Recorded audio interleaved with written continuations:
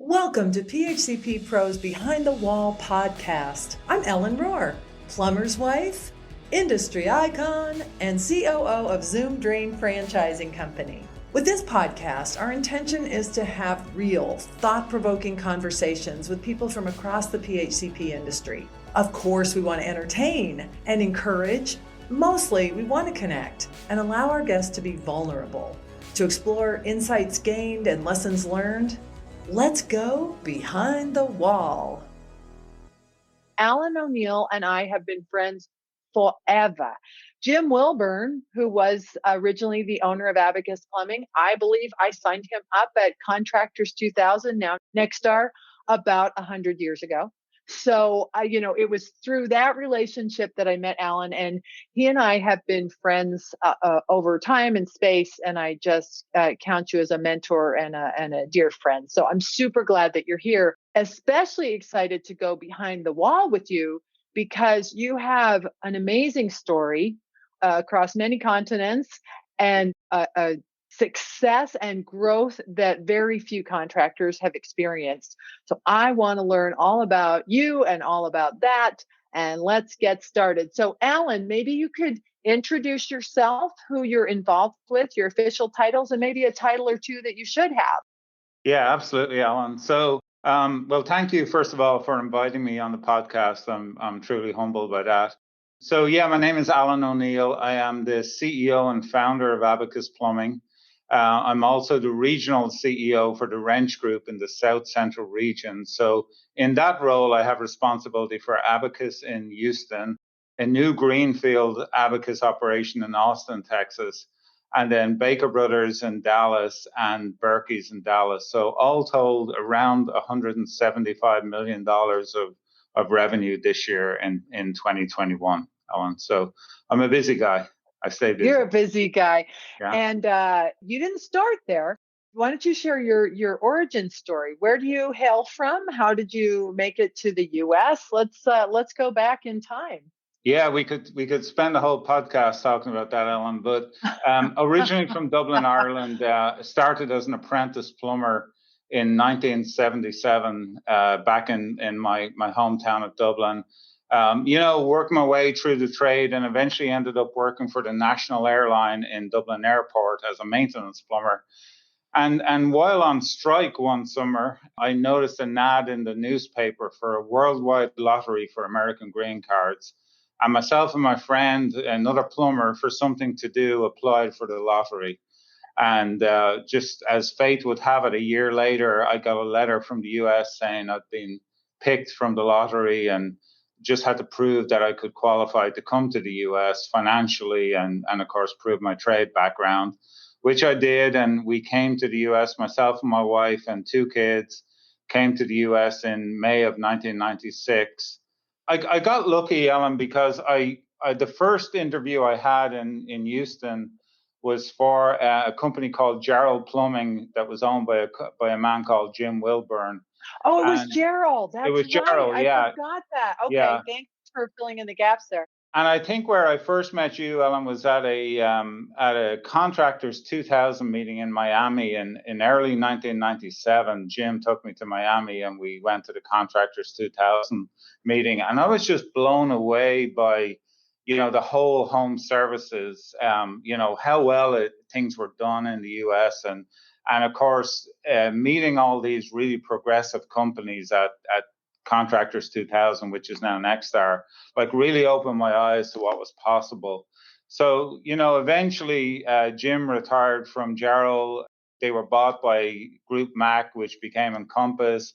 They were one of the many consolidators that filed bankruptcy. And I decided I was going to start something just myself. And Jim was retired and he said, look, I'll come back and we'll be 50-50 partners. And so Abacus was born in April 2003. That's such a great story. And even from that, as people look at I call it the chessboard in our industry, and there's different players and there's different pieces with different moves going on. You've been through, a small company where it was you and Jim, and then you've also worked for different corporations. Any thoughts or any advice as far as how to negotiate those waters? Yeah, I mean, Ellen, I would say it's not for everybody, like especially I came here as an employee, worked for Jim and then was partners with Jim and eventually bought Jim out and I had a few years from around 2007 to 2012 when I was the single owner of Abacus. But I also would say that I didn't have long enough to get super set in my ways. Like I was still open to the fact of being an employee again if I needed to be. And so in 2012, I got the opportunity to partner with a private equity company. And, I had to think long and hard about that, Ellen, because I was like, ultimately that means I'll have a boss again. Like I'll have somebody that can tell me what to do. Now, I think I was really fortunate in that wasn't his style. He recognized that I was running a successful company, and if he got out of the way and let me continue to run it with some capital behind me, we could make this thing big and great. And so, in 2012, the only other company involved in that investment was Berkey's in Dallas, and that was the eventual start of the Wrench Group. The Wrench Group actually came to be in 2016, but we were on our own for a few years, and then eventually we bought Parker and Sons in Phoenix and Couray in Atlanta, sold to another private equity group, and they expanded, and now we are today 15 companies, 17 brands across the Sun Belt of the United States, Alan. So it's amazing. It's been a fantastic journey. And what I would say to people, there's a huge trend in our industry now for people buying and selling companies. And I would just say, be very clear about what you want if you're going to sell your company, and be very clear about what life looks like after the sale, right? So if you're going to sell your company, you have a couple of options. You can sell it and leave. You can sell it and stay and keep some skin in the game, or you can sell it, take all your chips off the table and be purely an employee. And I've always retained skin in the game, Ellen, because I feel like if I'm going to bet on somebody, I want to bet on myself. And so for me, that's always been important to have a continued skin in the game. As as you made your way to the US and you met Jim and other people, tell me about some of the mentors in your life and the impact that they've had on you. Yeah, so when I'm asked about mentors in my life, Alan, the first one I always think about was my dad. So, I grew up watching my dad going to work. So my dad worked for the same company for 49 years. He started when he was 15 and he retired when he was 64. He was a laborer. He worked for the Irish Glass Bottle Company. But what he was giving me, and I didn't realize at the time, was the gift of work ethic, right? I was watching him going to work every day. He never drove a car, by the way. He cycled to work, cycled home for lunch, back to work, and back home in the evening. And for most of my life that I remember him going to work, he worked at least 6 days a week and often 7 days a week. And so I got this tremendous work ethic for him. He was never financially able to give me anything of monetary value, but what he gave me was an amazing work ethic, Alan. And so that has proven to be one of the keys of my success. Like I would never claim to be the smartest guy in the room, but I would certainly put myself against anybody when it comes to work ethic and rolling up the sleeves and getting it done. That's so important. And one of the things I try and remind our junior managers is sometimes that the team members they're working with, mama or daddy didn't teach them that. Right. And so that, demonstrating that, have you run into that seemed to resonate with you too? It's an old-fashioned core value, I think, Ellen. I think, not to brand the younger generation. We have some really hardworking young people, but there's also a lot of young people out there that were spoon-fed their whole lives. And so we have to teach them as much as possible work ethic.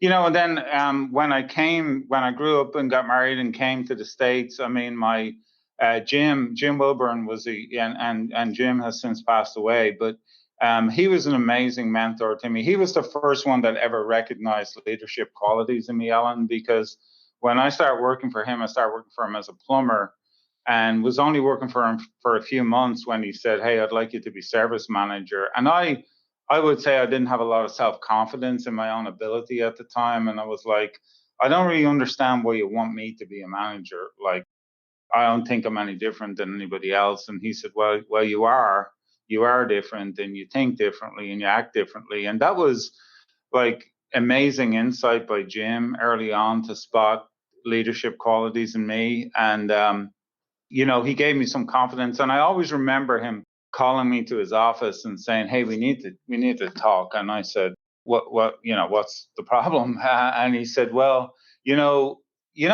traffic lights, right? And there's a red light and a green light. And I said, yeah. And he said, so there's a light in the middle. And I said, well, yeah, the amber light. And he said, so not everything is a red light or a green light, right?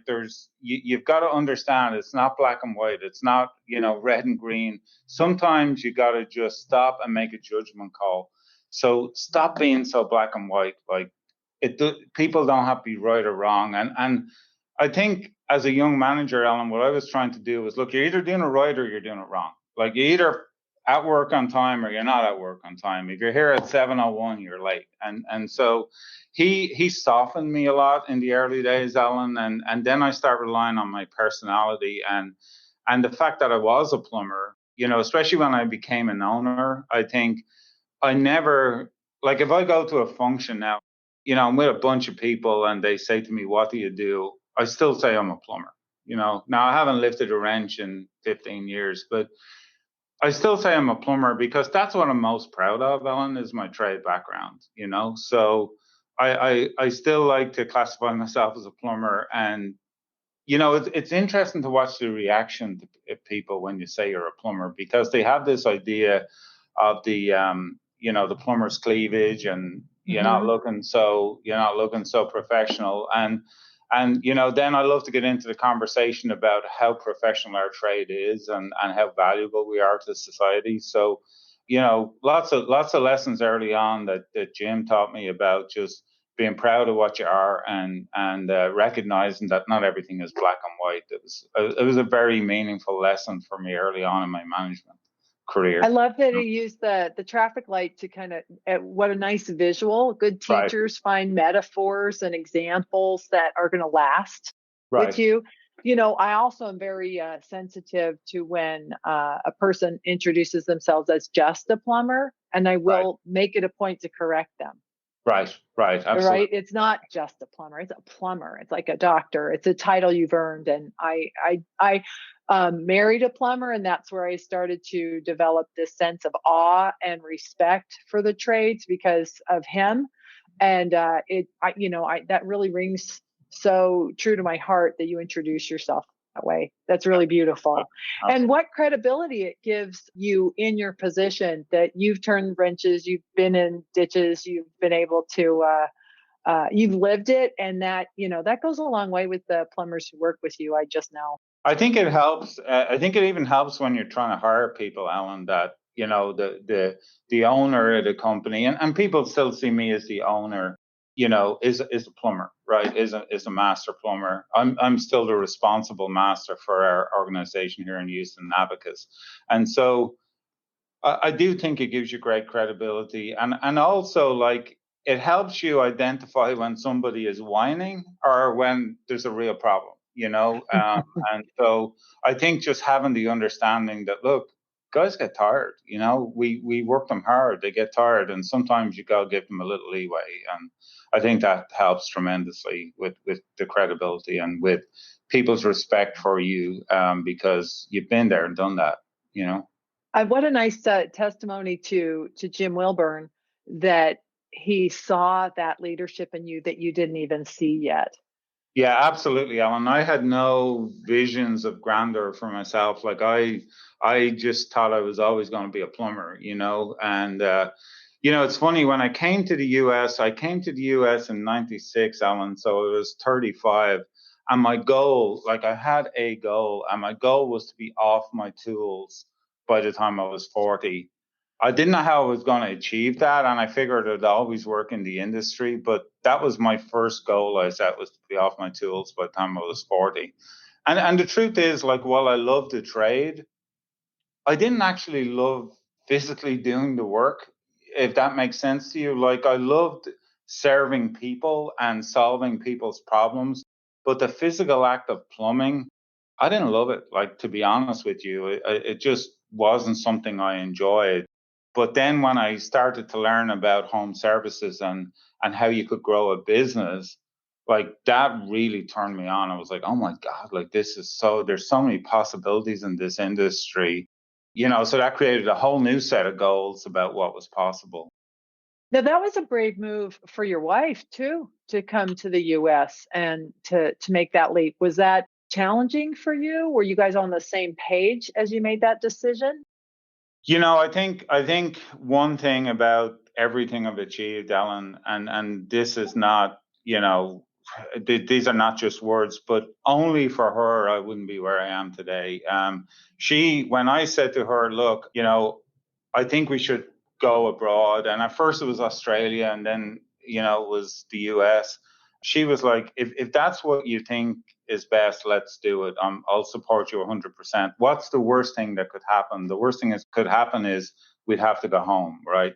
And we'd have spent some money, and it's not that we had money at the time, Alan, we didn't, but she always had confidence in me to do what I did. And then when I was president of Gerald Plumbing, and I was making a 6-figure salary and great bonuses, and I went home and said, look, I want to quit and start my own business. She said, if that's what you want to do, let's not have any regrets. Let's go do it. And I'll never forget that, Ellen, because this is a small thing, but the week we started Gerald was the week we started Abacus was the week of her 40th birthday, and we actually had a trip to New York planned, and I was like, I want to start this business, and we can't go to New York, and she's like, there'll be plenty of trips to New York.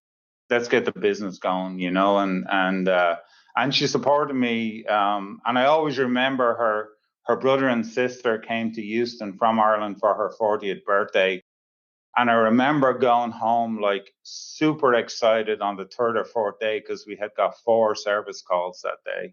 I mean, we run thousands and thousands of service calls every month now, but I always remember going home and them saying to me, how was work today? And I said, you're not going to believe this. We got 4 calls today, like super pumped, right? That we got 4 calls. So I it's am all so perspective. excited.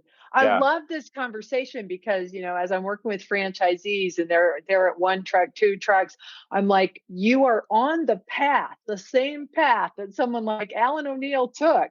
Right. This is what it looks like.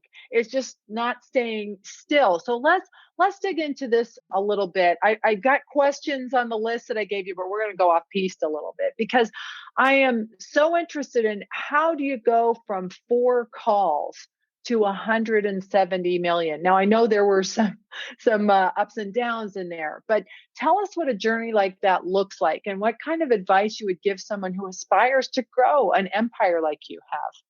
Yeah, so I mean, I think, Alan, looking back, the one thing that I've thought about every day since I've opened this business, and I still think about it today, is when I'm driving to work, I say to myself, look, today I'm going to do at least one thing to improve the business. I don't know what it's going to be. So sometimes I do know what it's going to be, but every day I'm trying to improve the business a little bit. And sometimes that can be as tough as having to let somebody go. That can be one way to improve the business. Sometimes it can be hiring somebody. Sometimes it can be talking to a vendor about software or changing a process or something like that.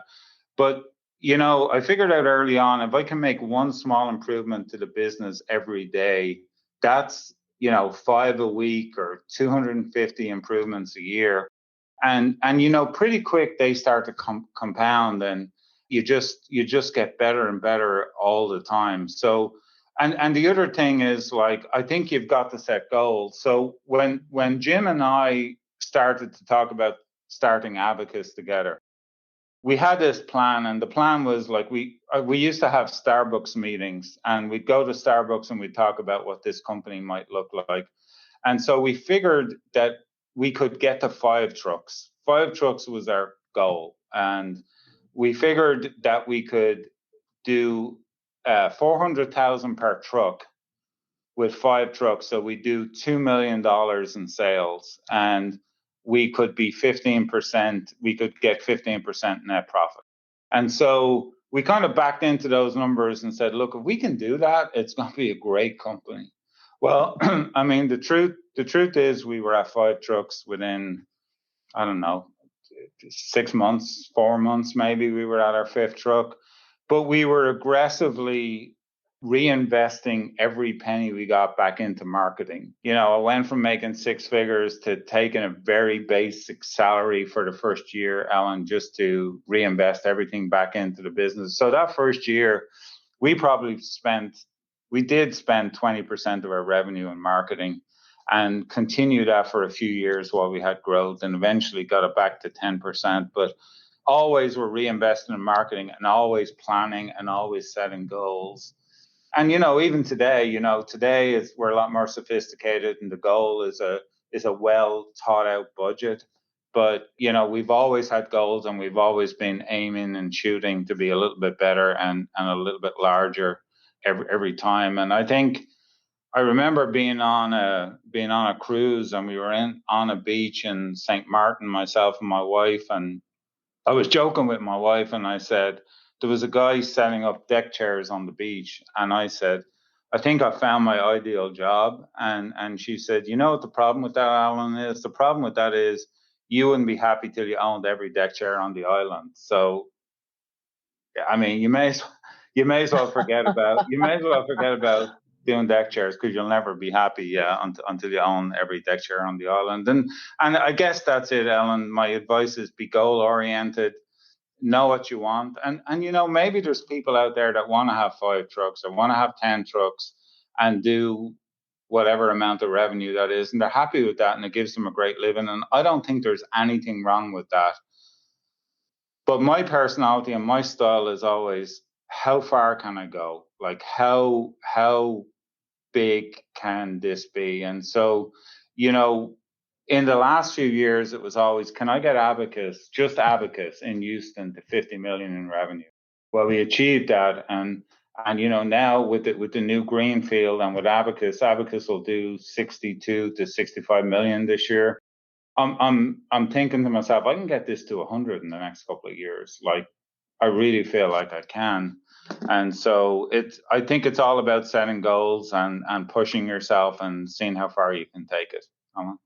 So Alan, when you were at 5 trucks and you achieved that, then you went to that next bigger goal. At that point, you weren't thinking 100 million. Oh, you no. you just incrementally kept raising your sights. Absolutely, Ellen. So when we got to 5 trucks, we were at 5 trucks in the first year. We did $1 million in our first year in business. We made a decision together. We said, look, we never want to be more than 50 employees. Like, that creates a whole new set of HR challenges. And so, if we ever get to 50, and 50 employees seemed like a lofty goal at that time.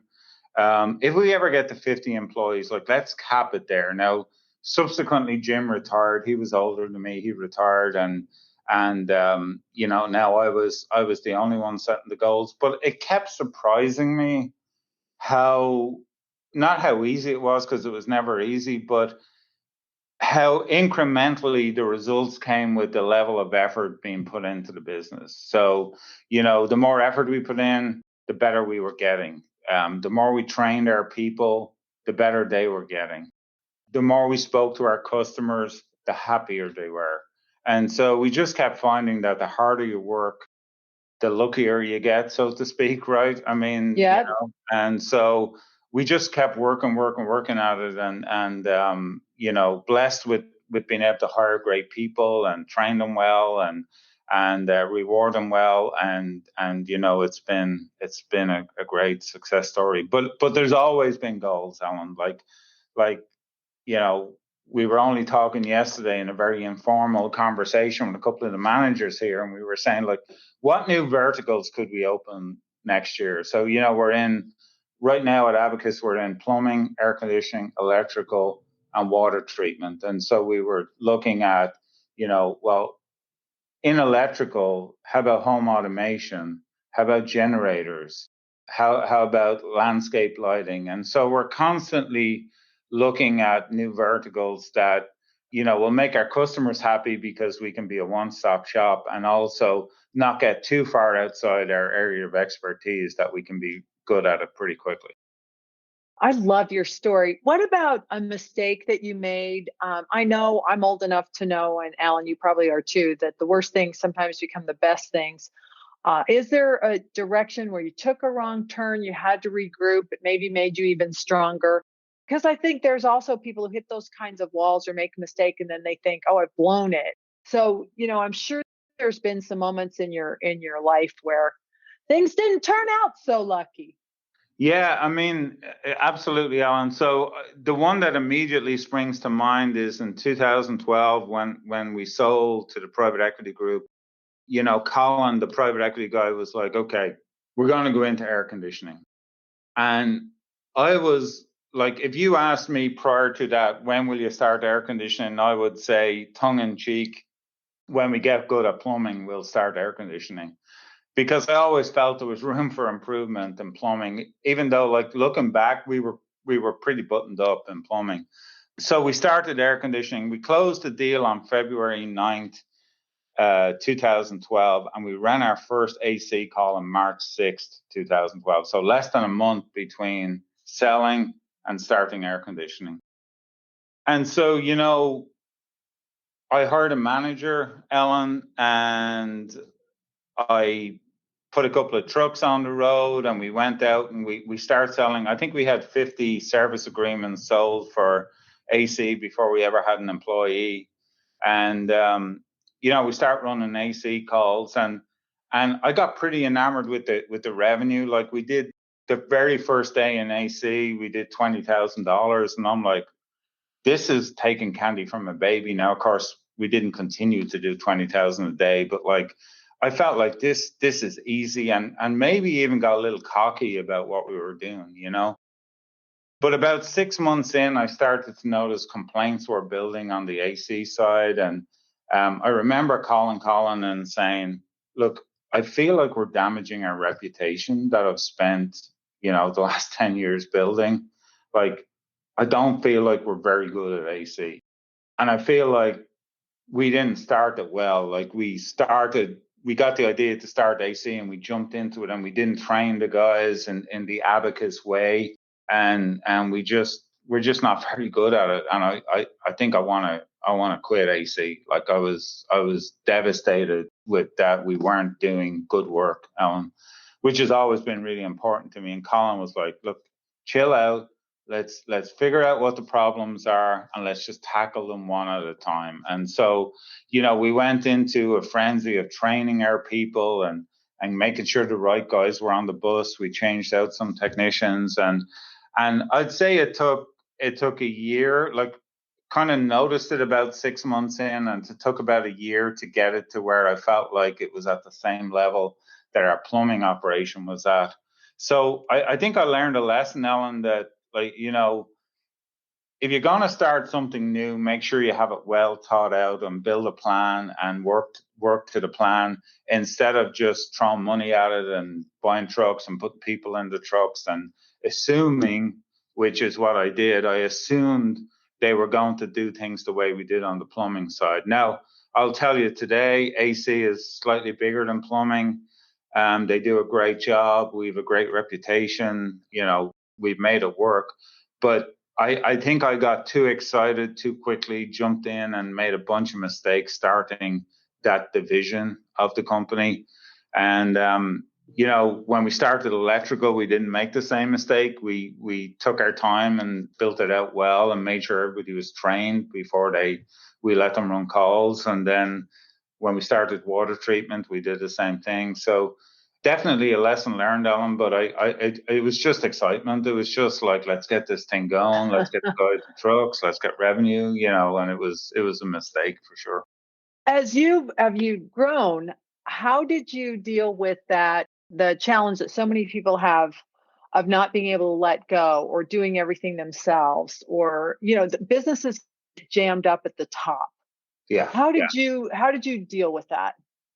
So I'll tell you, Ellen, as we were growing, and I think, like, it was before we ever expanded into other trades, but as we were growing, I didn't notice it so much, but my wife noticed it, and she doesn't work in the business. She never has, but she said to me, hey, you're gonna you're going to kill yourself. Like, you can't continue to do this, because I was literally on the phone from the time I woke up in the morning until the time I went to bed at night. I was the service manager, I was the president, I was the janitor, I was the warehouse guy, I was everything. And I mean, I'm talking even when we were $6-7 million in sales, Ellen. So she said, look, you're gonna have to hire some people, because you're gonna hurt yourself. Like, you're gonna wear yourself out.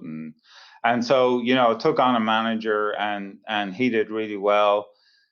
But I think one thing I've learned, Ellen, is that the manager that you have at 6 million and can take you to 10 may not be the guy to take you from 10 to 15 or 15 to 20. He doesn't necessarily have to get off the bus, but I definitely have learned that, what works at one size doesn't necessarily work at the other. So I had to become, because my tendency is to be very loyal to people who work for us, but I had to become a little bit more aware of, it took my wife to point out when I had reached maximum capacity. And so then I start being more aware of when people are reaching their maximum capacity or the limits of their abilities or whatever. So, and then I think when I got involved with the world of private equity, Alan, one thing those guys have taught me is, when I was looking for a manager in the past, I always went to my competitors and figured, who's the service manager at this company, or the whatever I was looking for at that company. And we would simply hire people away from the competition. And really what you're doing is you're taking on your competition's bad habits, if they have any from there. And so what I found those private equity guys taught me is, hey, look nationally for the best talent available for the role you're looking to fill. And if that person is outside the industry, so be it. Like, it's fine. And especially at the size we're at today, Ellen. So today, our general manager did not come from the industry. It's a female, and she came from the oil industry. Our VP of operations came from the uniform industry. Our HVAC operations manager came from the pest control industry. And so we've just sought out the best talent versus our competitors' talent, if that makes sense to you. Like, we just search for the best now, and make sure they're capable of running the size of operation that we're aspiring to be, or the size of the division that we're aspiring to be. I love that. Now, are there people who've grown along with you? Are there people who started with Abacus and are still there?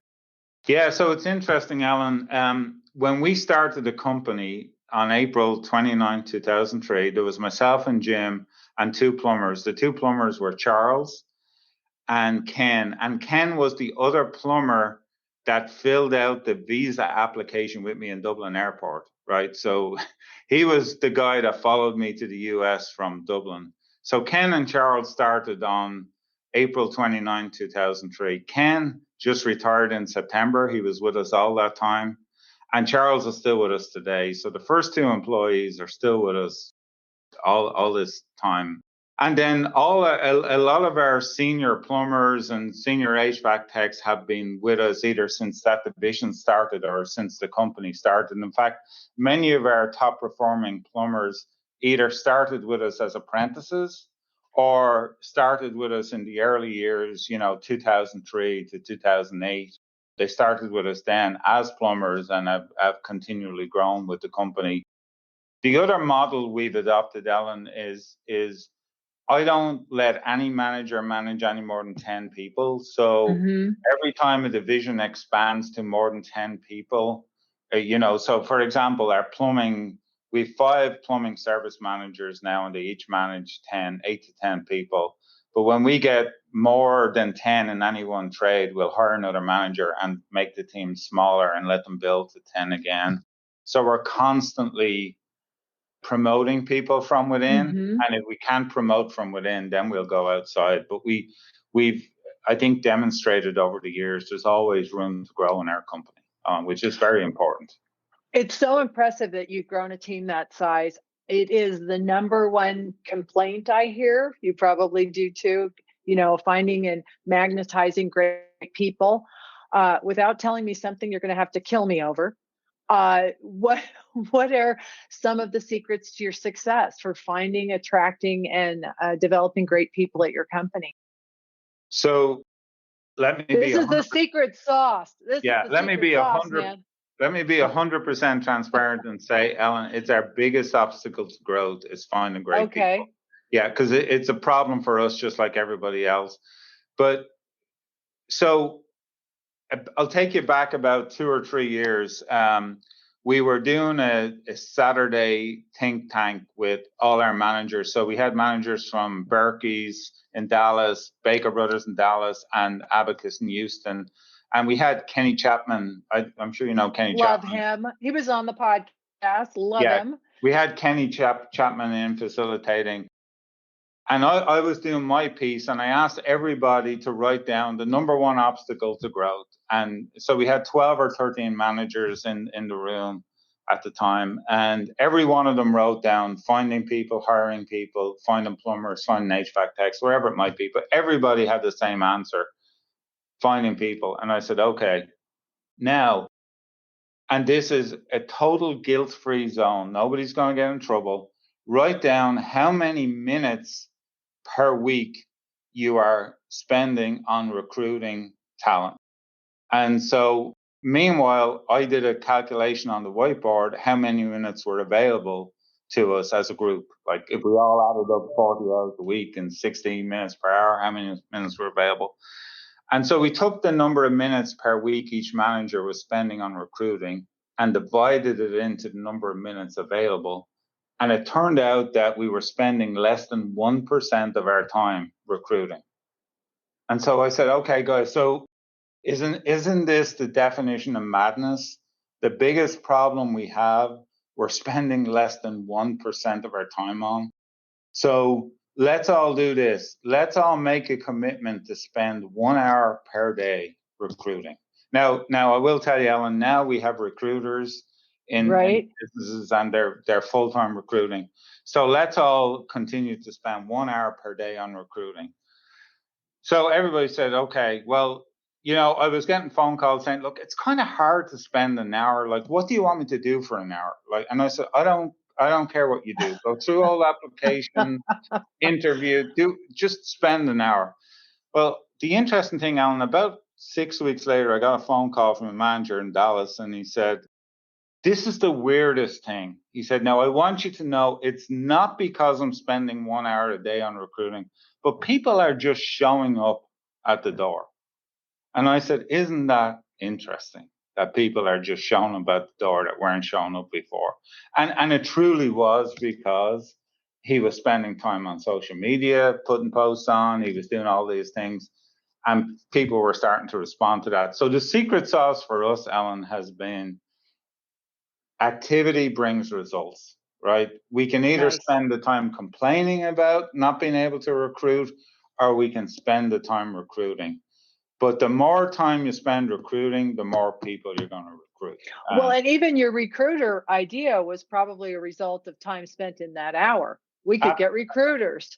Absolutely. Right? Absolutely, Ellen. Yeah. And even the recruiters, like she will talk to plumbers and HVAC techs and electricians all day long.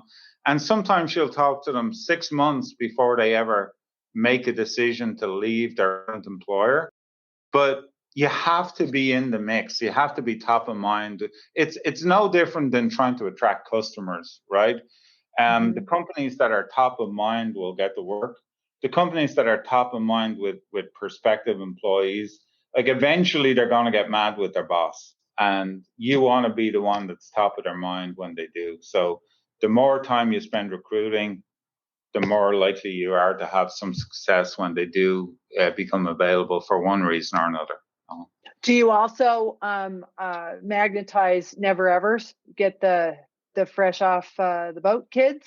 You mean apprentices, Ellen? Is that what you mean? And then train them from scratch? Oh, absolutely. Yeah. So we always have, what we've figured out, Ellen, is about 1 in 4 make it, especially if you're hiring them young. Like if you're hiring them in the 18 to 25 age group, only about 1 in 4 will actually spend 6,000 to 8,000 hours with you and graduate as a plumber and get into a truck.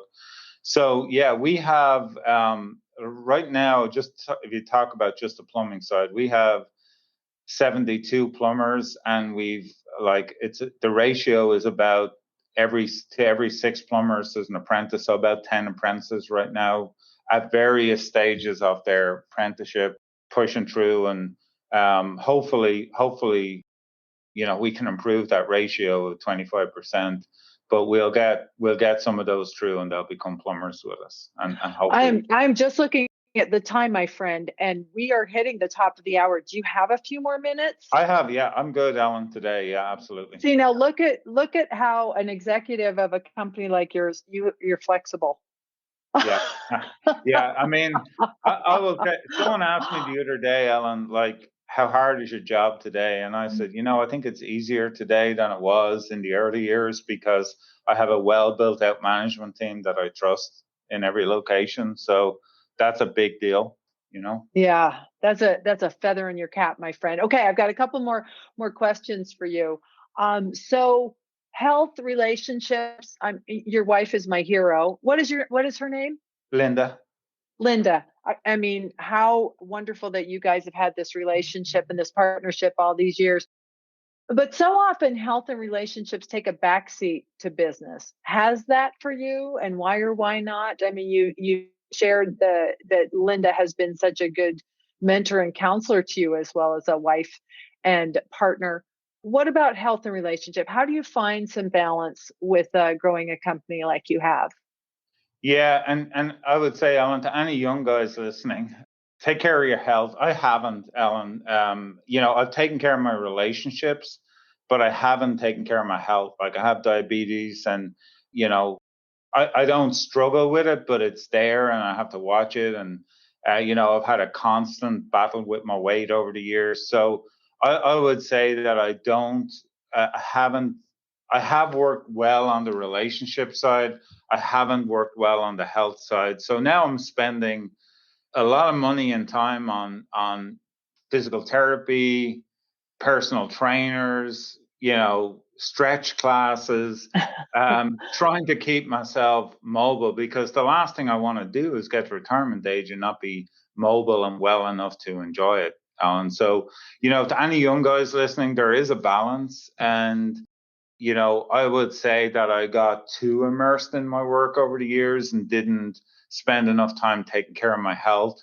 But, hopefully it's not anything that's going to shorten my life. It's just I would wish that I had spent more time on the health side of things, for sure. It's a shout out to wear ear protection, knee pads, and safety glasses. It's funny, Alan.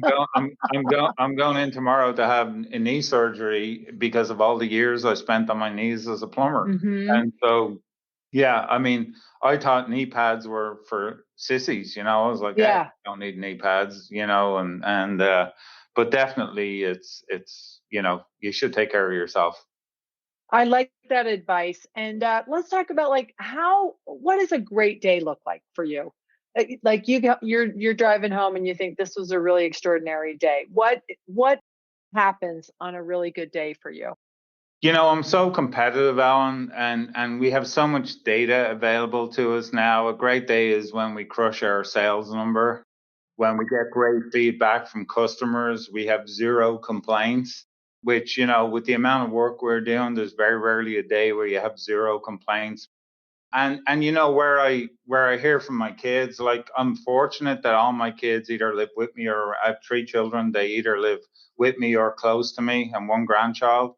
And so, I'm driving home knowing I'm going to see my grandchild that evening, or I'm going to spend time with my kids, or we're all having dinner together. And it hasn't been a particularly stressful day. To me, that's a great day, Ellen. It's the competition of business is still very much what makes or breaks my day. And then, on the family side, making sure I'm seeing my family and spending quality time with my family when I get home. All right. What is a tool in your toolbox? Is it an app? Is it a question? Is it a soft skill, a hard skill during the course of the day? Like, what do you know you can bring to the party? For instance, I would say my magic power is I have energy. and I can bring energy to a situation, right? We're gonna be able to work an hour longer or get something done, or just put a fire under whatever needs to have a little bit of energy. What would you say your superpower is, or the best tool in your toolbox? It's the ability to connect with people at all levels, Ellen, right? So whether it's a private equity guy or an apprentice plumber, right? It's my ability to sit down and explain why we need to do something and get them on board with doing it, like getting to their level and being at their level. And I think part of that is I truly don't believe that I deserve any different treatment than the janitor or the apprentice or the warehouse guy, but just being able to connect with people and explain why we need to do something. Like I would say I'm not the best innovator, Ellen, but I might be a very good implementer. So I can implement quickly and effectively because I have an ability to explain to people in their language why we need to do something and why it's best for them and the company to do it that way. So that's one thing. The other thing is my calendar, Alan, is I was notoriously unorganized, right? It was like charge at the mountain and let's knock the mountain down. And I might forget 4 or 5 appointments along the way, but we would get the mountain knocked down. So over the last few years, I've just had so much going on that I've had to rely on the calendar more and more. And so the calendar is with so much going on, four locations, best part of 1,000 employees, all that revenue. I mean, there's always a conference call or a meeting or a good friend wanting me to hop on a podcast with her or something like that. And I'm stretching the boundaries of I'm aware of the fact that I promised you'd be done at the top of the hour, but I am loving this conversation so much, and I appreciate you spending a little extra time. So let's wrap it up. What's next for you? Yeah, so Ellen, it's been a great career. This is my 44th consecutive year in the plumbing business. Started when I was 2. But Attaboy. Yeah, so retirement's on my mind, Ellen, in the next few years, and so I want to get to that day still happy and healthy, and spend some time with my long-suffering wife that has been at home, keeping the home ship working. I absolutely love to travel, Ellen, and so I hope to do some traveling. But I don't want to completely shut down the business side of things. Like I would like to do some speaking and some consulting on a small basis. I don't want to be working 5 days a week when I retire. I'd like to, have a couple of calls a week, maybe a couple of consulting calls a week, and speak at some events. Alan, I love speaking on the stage. I love the feedback I get, and so that to me would be what the next few years looks like. But I got to get to that 100 mil first, Alan. I'm having my eyes on that $100 million number. And I'm laughing. I'm thinking of Linda right now. She's saying, "Oh, sure, a couple calls a week." Yeah. Well, that's what she said. Like every time I mention retirement, she's like, "Hey, when you're retiring, call me. I'll come pick you up from the office because I don't see it happening anytime soon." So, well, I know how much wisdom you've shared today. I selfishly was so excited to have you on the call. Thanks for being my mentor. I love you so much. I love Linda. I am giving a big shout out to you too. And thanks so much for allowing us behind the wall. This has been an awesome conversation. Thank you so much. Well, thank you, Alan. I've enjoyed it very much. Thank you.